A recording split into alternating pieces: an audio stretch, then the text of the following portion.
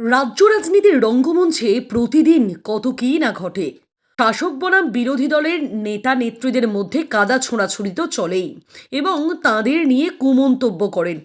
এক পক্ষ অপর পক্ষের নেতা নেত্রীদের সম্পর্কে বিস্ফোরক মন্তব্য নতুন কিছু নয়।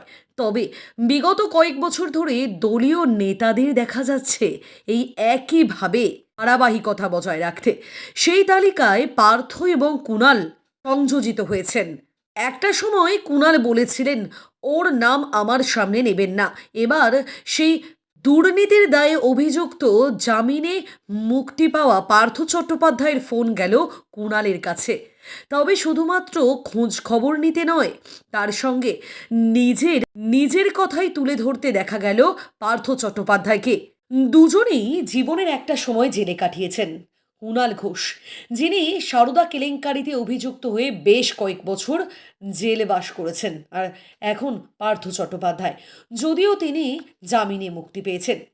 কিন্তু সোমবার দুর্ঘটনায় কুণাল ঘোষ আহত হন, আর তারপর বুধবার সন্ধ্যায় কুণাল ঘোষকে ফোন করলেন পার্থ চট্টোপাধ্যায়। জানা গিয়েছে বেশ কিছুক্ষণ দুজনে কথোপকথন হয়। চিকিৎসার ব্যাপারে খোঁজ নেন পার্থ চট্টোপাধ্যায়, কিন্তু কথা বলতে গিয়ে আবেগতাড়িত হয়ে গিয়ে প্রাক্তন শিক্ষামন্ত্রী কেঁদেও ফেললেন। তিনি মুখে বললেন, আমি চুরি করিনি। পার্থ চট্টোপাধ্যায় বারবার নাকি ফোনে বলেছেন, আমি চুরি করিনি, বিশ্বাস কর, আমি চুরি করিনি। এই খবর প্রকাশ্যে আসার পরেই রীতিমতো রাজনৈতিক চাপানোতর তৈরি হয়েছে। একটা সময় জেল থেকে মুক্তি পেয়েছিলেন কুণাল ঘোষ। আজ তিনি তৃণমূলের প্রথম সারির নেতা, তৃণমূলের মুখপাত্র। এবার 3 বছর 3 মাস জেল খেটে বাড়ি ফিরেছেন পার্থ চট্টোপাধ্যায়। কুণালের সঙ্গে পার্থ চট্টোপাধ্যায়ের এক প্রকার বৈরিতা তৈরি হয়েছিল। সেই পার্থই আবার কুণাল ঘোষকে ফোন করেছেন। কুণাল সম্পর্কে পার্থ একটা সময় যা বলেছিলেন সেটা মোটেও মেনে নিতে পারেননি কুণাল ঘোষ।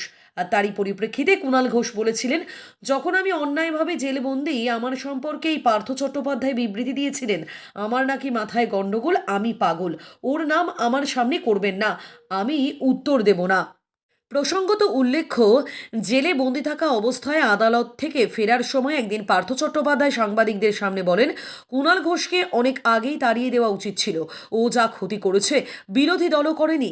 জেলে এসে জানতে পারলাম কতটা ঘৃণ্য কাজ করেছে। আর তখন থেকেই কুণাল বনাম পার্থ এক কথায় জল্পনার কেন্দ্রবিন্দুতে ছিল। কিন্তু আজ সেই কুণাল আর পার্থর কথোপকথন হলো। তবে এরপরে কুণাল ঘোষকে কোনো রকম মন্তব্য করতে দেখা যায়নি। কিন্তু অনেকেই বলছেন, যেহেতু দল থেকে একেবারেই তাকে ছেঁটে ফেলা হচ্ছে এ কথা জেনেই গিয়েছেন পার্থ চট্টোপাধ্যায়, তাই বোধ হয় যেহেতু কুণাল ঘোষ তৃণমূলের মুখপাত্র, তাকে হাত করেই তিনি আবার রাজনীতির ময়দানে ফিরতে চাইছেন এবং তৃণমূলে ফিরতে চাইছেন।